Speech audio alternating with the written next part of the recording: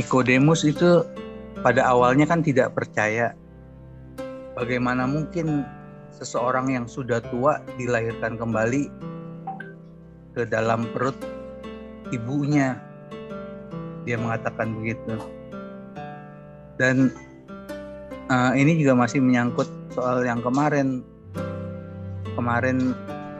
di Siemens Ministry gitu. Ada yang bertanya, bagaimana kalau begitu, bagaimana pastor-pastor mengatakan sampai kita bertemu kembali kedua kalinya bersama Tuhan Yesus, Maranatha, amin. Dan itu juga menyangkut pengangkatan kita kembali, Pak. Jadi bagaimana kebijakan atau doktrin dari CCM itu soal kebangkitan kita kembali, Pak. Ya, silakan Pak Daniel. Ya,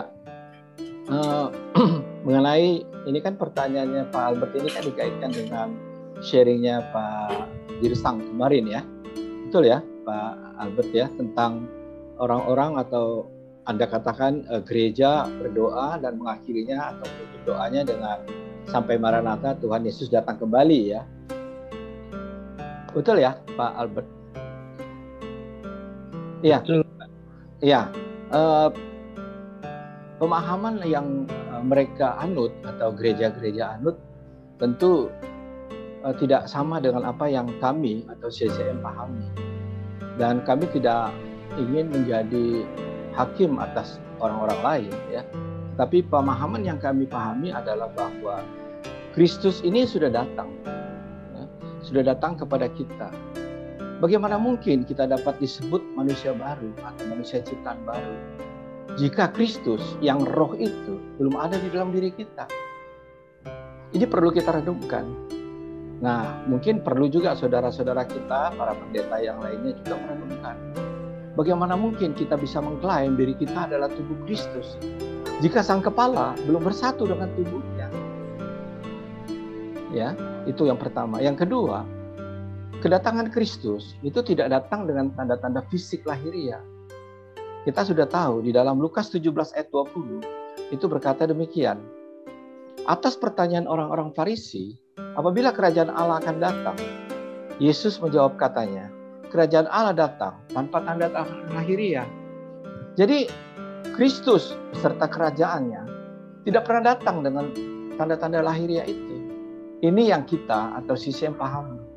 Karena kita tahu bahwa Kristus, roh itu sudah datang dan hidup bersama-sama dengan kita.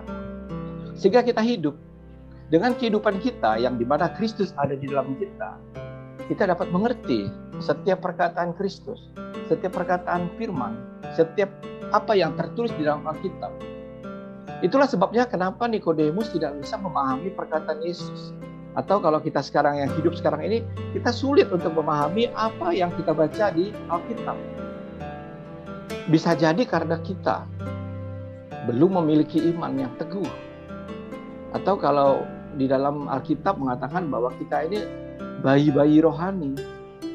Nah, untuk itulah wadah CCM ini untuk memberikan kepada kita pemahaman-pemahaman yang lebih dewasa lagi. Kalau boleh dikatakan ini makanan keras. Bukan makanan para bayi. Nah, untuk dapat mencapai kepada kesempurnaan, setiap mempelai, setiap tubuh Kristus harus mencapai kedewasaan. Karena Kristus tidak pernah menikah dengan bayi. Dia menikah dengan orang yang sudah dewasa rohani, yang pengenalan akan Kristusnya itu sempurna. Dan tentu kesempurnaan ini hanya ada kalau Kristus ada di dalam kita. Dialah sang sempurna itu. Roh Kudus yang ada di dalam kita, dialah yang mengajar kita.